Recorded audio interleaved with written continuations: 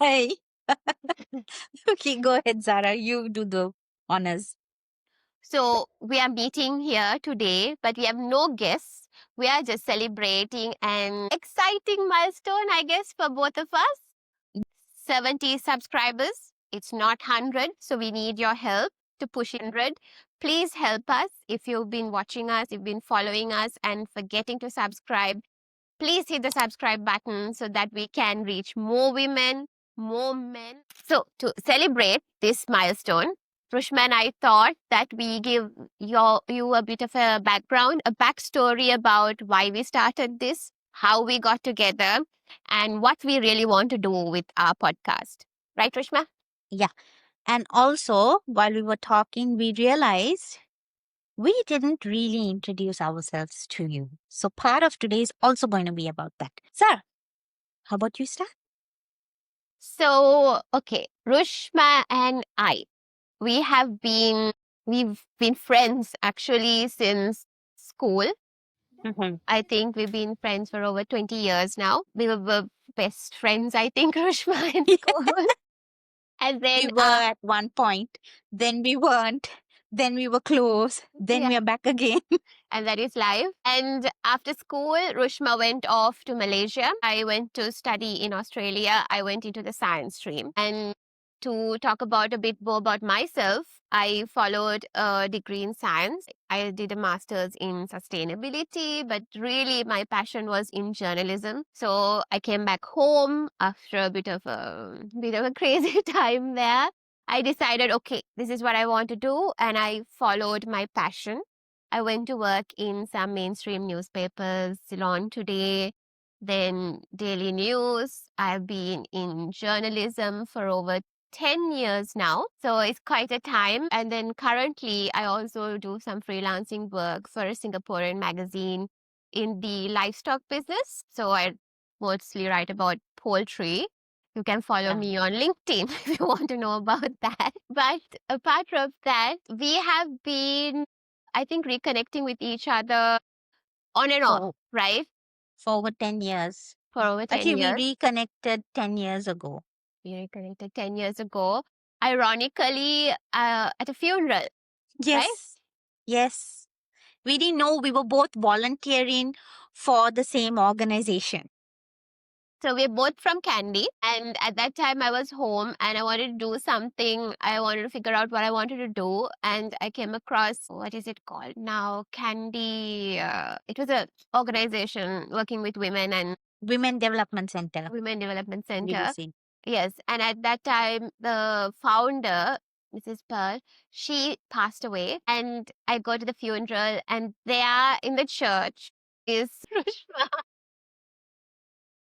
We couldn't smile too wide Yeah, because yeah, that's true. And that is how we reconnected. And Rushma, okay, let us tell us where you were at that point. Like, what had you been doing? oh, okay. So that was a long ways back. Actually 10, 12 years ago.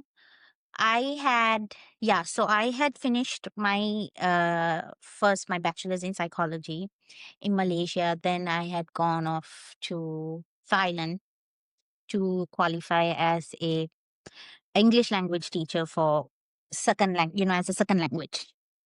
Then I come to Sri Lanka. Then I actually did some of my training in a hospital in Oman because I grew up in the Middle East as well, which was a training I really loved. Then I come to Sri Lanka, meet Zara. Then during this time, I had some great opportunities where I was a volunteer lecturer at Peardeni University for a while. Dr. Danish, the head of the department at the time, really gave me such a massive stepping stone actually. And the department was amazing, during which time I met Zara. And then both of us knew, actually it really clicked well because what we wanted to do back then was we were trying to work with women because this organization had a storefront that was supporting women around the country who had merchandise to sell. So this was an area where this a shop that these women could sell to, and tourists would pass by, Sri Lankan locals also would pass by and purchase their stuff. We wanted, help digitize it. We wanted to support with the customer service. We were trying to do some training as well. And it's interesting that we were both interested in women's empowerment and, support from that time. It's just we didn't label it. We didn't label, Yeah. we just went with it like, hey, we just want to do this. This is a great thing. We want to support these women. That's it. And so we went with that, tried to do that for a little bit. And then both of us I was also in psychology. So I was gathering my training and experience to qualify as a clinical psychologist, which I did through University of Colombo, Dang Field program. After that, qualifying after that, I came back to Kandy and I actually set up the first mental health clinic in Kandy where you had a psychologist who was in Kandy throughout. There were others, but they would come in and go out, other clinical psychologists that would come to Kandy and leave. During this time, I did work with abused women who were in safe homes, girls as well. We were trying to, support these girls, help them learn English. We're just doing it because you wanted to, but there was again no label like what we're trying to Yeah. do now. I didn't have that thought like, oh my God, this women and empowerment, let's get on social media, let's do this, let's do that. Yeah. You're just doing it. And so fast forward, I ended up doing a professional doctorate in actually humanitarian services. And I learned a lot about social ventures during that program and realized that, oh, okay, heart was in the right place. But to grow it and keep things sustainable, I didn't know that. Yeah. And that's when I, along with a few others in my team at the time at the clinic, we were doing this thing called Sisterhood in Sri Lanka. And I was still young and I didn't know how to communicate these ideas before I did this professional doctorate and how to get it sustainable. But after that, I realized, oh, I do, now I know how to do it. And Zara, at the time, we were still talking to each other, Yeah. connecting with each other. She had 2 children. Yeah. I moved to Colombo. She had moved to Colombo, got married, moved to Colombo. She had her kids. And they would exchange stories, about marriage, about family life, about, being professionals, trying to balance things out. And then we realized we both wanted to do something. Like I was like, Zara, I really want to do this coursework because there's so many women who want to get into business. Like, is this something you're interested in? She said, yeah, I was actually looking for something to invest my time and energy in. And there you go. Then both of us, what we did is last year we registered this sisterhood in Sri Lanka as a company called the Sisterhood Company, right? And we are here. It took us a while to figure out our grounding, where we want to be centered and focused on. And that's how, over the last year nearly, the direction is to focus on women's wellness and well being with a focus on hormonal health and bringing these podcasts to you from such amazing women with such great stories and tips and tricks for all of us Yeah. to, benefit from. And we had also take our first male guest recently because when you talk about women's stuff, sometimes it's like, oh, it just has to be all women. But that's not true, You have to work together for all of us to feel emancipated and empowered. Yeah. And this is not a men versus women kind of thing, Not at all.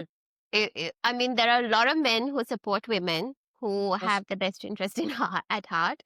And I mean, to be honest, I have had so many male bosses who have supported me in my career. Lovely. Same here. Me Yeah. too.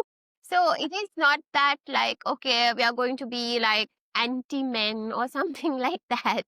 We're just trying to see how we as women can like improve our lives and well being, right? Mm. So I think also, Rushma, we were like also looking at it took us so long to kind of come to a direction because women in Sri Lanka, but in particular, have so many issues, right? And Mm. we wanted to solve so many problems, but eventually figured that that is not practical or possible. And there's only so much we can do.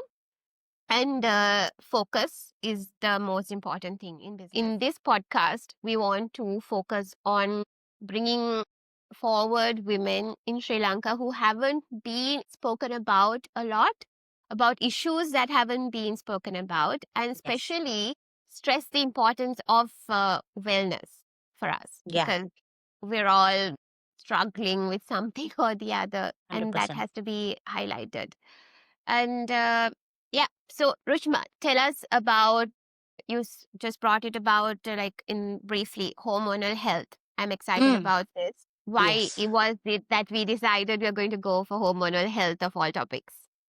Well, one of the reasons is because I think, Zara, you've seen me struggle. My whole family has seen me struggle over the years.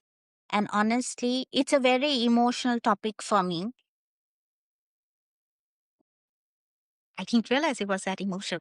The reason we're also doing this is because it's a very personal journey and it's really, really difficult. And I was very, very fortunate because I had the resources and support, family support, actually to figure out what's wrong with me. And you so often I hear young girls, even at my clinic, 14, 15, 12, as soon as they reach their periods, struggling with it. I used to have periods for like 2 weeks, heavy bleeding when I was really, really young. Okay. And first they said, well, in the first year, it's normal for that to happen with the body adjusting to it. And then you figure out it's not normal for so long. And you go many years trying to figure out, why do you have these body pains?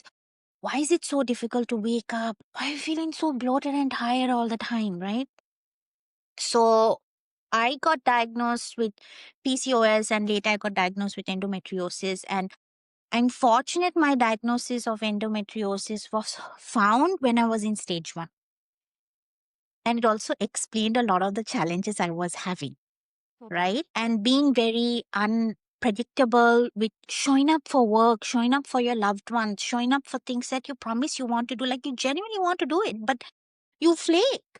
And you start being known as like, oh yeah, we're not sure till she shows up kind of situation. Mm. And that's not something you want to be known, all right? But then it's just the unpredictability of how these hormones impact you. And I was somebody who suffered with that. I mean, through COVID, there was a time where I was bleeding 90 ml to 120 ml per day for 6 weeks, 6 to 8 weeks. And the doctors had to give me this blood thickness. I forget the name, what it's called. Um, Coagulants? Coagulant, that's the thing. um, but they had to prescribe it longer. They said, okay, this is a little bit of a risk. You should only be taking it for 5 days at a time. But they gave it to me for 10 or 12 days because they're like, we don't know why you're not coagulated. Like, what's going on? So it was monitored though. And then eventually, after that, I was in excruciating pain, like for 5 to 8 hours actually. And I passed a polyp, right? And when so funny, I took a picture of the polyp and I threw it. I flushed it. Doctor's like, oh, we could have used it for a biopsy actually. I was like, I didn't think of any of those things. It was so painful. You're throwing up, you have a headache, you're purging, you're passing the polyp, everything together. And I remember, like, if my husband tried to support me, I couldn't have touch. It was making things worse, right? And then 3 gynecologists were surprised at passing such a thing because they looked at the mass and they said, okay, this is definitely a huge polyp, but these are things that you need to surgically operate.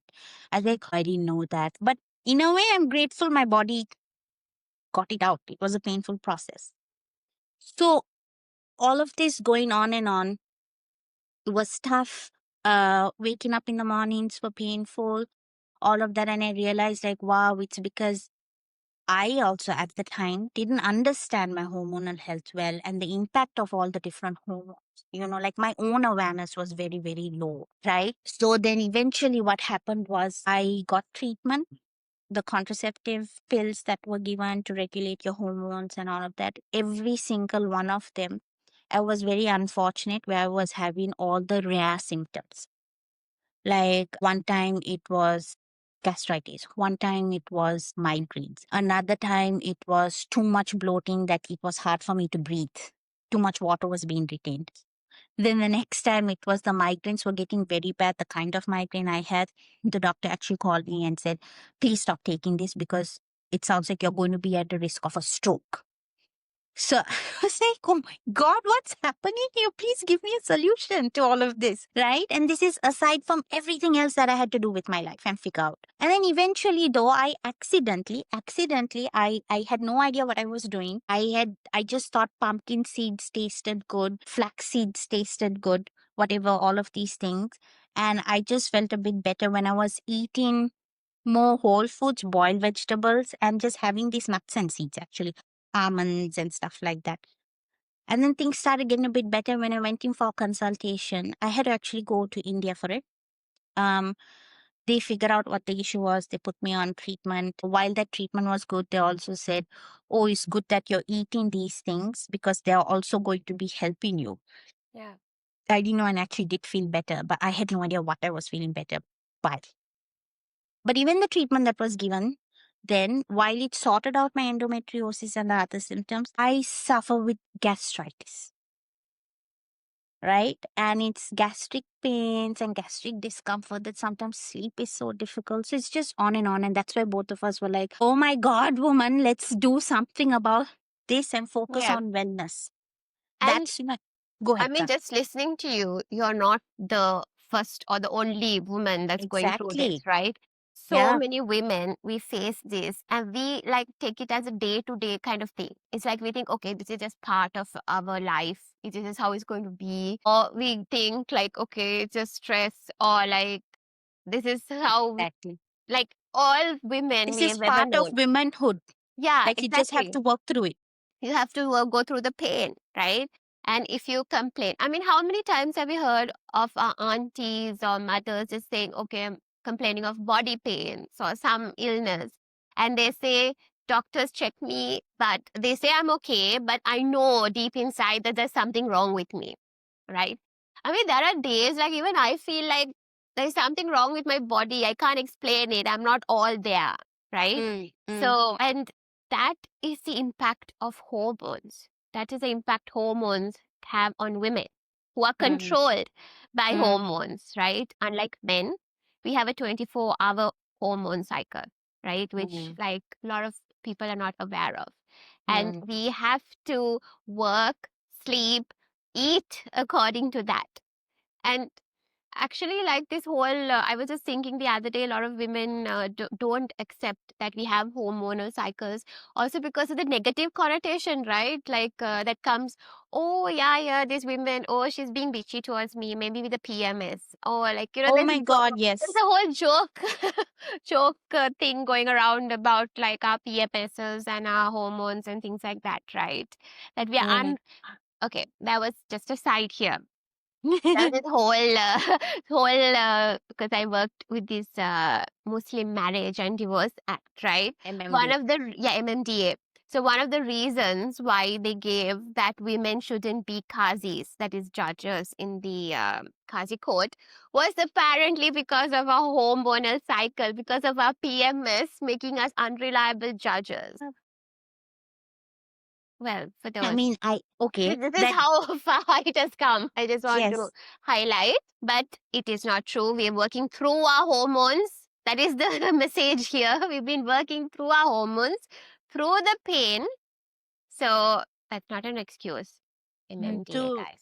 yeah, through the pain, through the emotional discomfort, through the social disparity or injustices as well, just by extension of being an XX, right? So that's one of the reasons Zara and I, a large reason why we are focusing on this, because there are ways to alleviate pain, such as like, and find relaxation and sleep particularly is one of the other focuses that we have, is because as your hormones change, it actually just impact your sleep, your circadian rhythm, and how to find that balance. Actually, you could go check one of our podcasts with our Dr. Shazli, where Yeah. we speak about it, and we do have a video on it. To just click that takes you to, a face yoga routine to help you.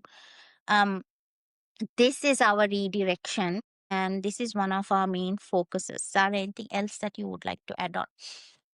No, keep following us. We're going to bring you more information on how our bodies can be regulated, how we can achieve a better lifestyle, how who are the women who are behind this, who are like, pioneering either dietary changes, fitness, sleep, or even just, how they are managing their professional lives that can inspire you, right? So, this is the podcast that we are going to cover all of that in. And, And Zara being a mum, she forgot to okay, mention it was a cue for her to talk about okay, motherhood. She okay, straight went to like, okay, this is it, this is all for Rushma, blah blah, and all the women this. But no, part of the podcast is also wellness and well-being for moms through pregnancy and motherhood. It's madness. You give birth and your body is actually going to, come back to your pre-pregnancy functioning only after 2 years. No, yes, 1.5, 2 years. So we are also there to like, share stuff for women going through that, because it's not just like the hormonal health issues and labels of what I am experiencing. And just so you know, everybody, for information, there is over 730,000 Sri Lankan women diagnosed with PCOS. That's formally. Un- Undiagnosed is a large number. Yeah, a lot more. So it's also about, like Zara is a mom of two, 7 month old, and mhm, one gonna turn wow, 4 in December. So all you moms and parents know how challenging that's gonna be. And so we're trying to bring information and activities or content based on that as well. yeah, and watch our space or follow us on our socials on Instagram, a Sisterhood in Sri Lanka, on Facebook and Instagram and TikTok. We are on that too, Yes. about our solutions for hormone balancing. Yes, We are stay going to tuned. We introduce have soon. some very, very exciting stuff that's going to be coming across in the next 3 to 4 months, right, Zara? Yeah, And both of us are super excited about and it perfecting it and testing it out on ourselves. as well. And our focus group of 20 women. So, yeah, that's who Zara and I are. And that's what the Sisterhood company is about. And subscribe. And we'll, Like, share. yes, We are getting used to it. and we'll keep you posted with more behind the scenes. Thank you.